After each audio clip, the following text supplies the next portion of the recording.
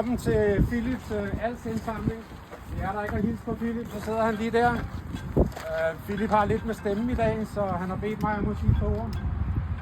Jeg tænker, hvis vi lige starter med at lave 10 stærke, og så 100 engler op, så vi kan få varmen. Og så løber vi en runde bagefter. God tur. Ja, tak. Jeg tror, de fleste af jer kender Philip. Philip er 34 år. Han har haft als i 7 år, som er ret unikt, ret fantastisk. Han har haft det så længe. Det er ikke fantastisk, men forstår mig ret. Han har haft respirator i 6 år. Han er temmelig lang. Og als er en nervesygdom, sætter sig på hjernen, sætter sig på ryggraden, den lammer nerverne, og du bliver forholdsvis ondt i lam af det. Philip, han er faktisk en kæmpe inspiration. Han har selv planlagt det her i dag. Han har selv haft kontakt til alle klubberne. Han har planlagt med mad, MobilePay. Han har sendt ruterne til mig. Jeg har redigeret lidt i dem. Philip har selv lavet hele lortet. Det synes jeg faktisk er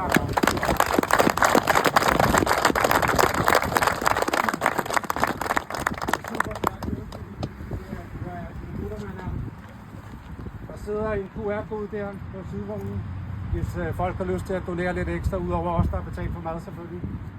Jeg synes, vi skal bakke op om det her alle sammen. Giv en skærv. Der er nogle QR-koder rundt omkring. Doner et eller andet, om det er en 10 eller en 20 eller tusbærs, det styrer diskutere. Der er lige lidt praktiske ting med hensyn til kørslen. Vi kører med blokkere. Når nu vi ligesom bryder op her, og vi kører, så alle blokkerne, de kører derud af holderne, de kører den vej der.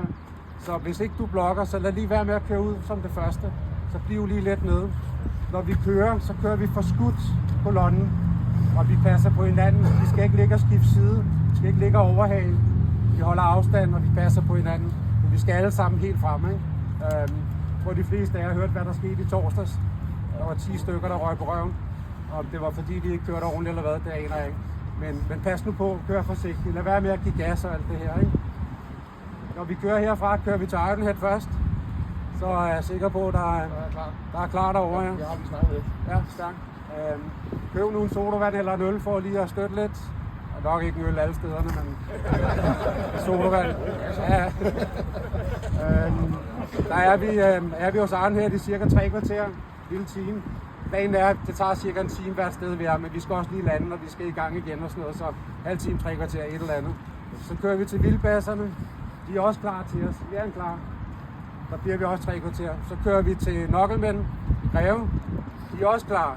Nogle af dem er her, andre i klubben og gør klar. Når vi kører fra Knucklemen, så kører vi til Big Goat inde i Brøndby.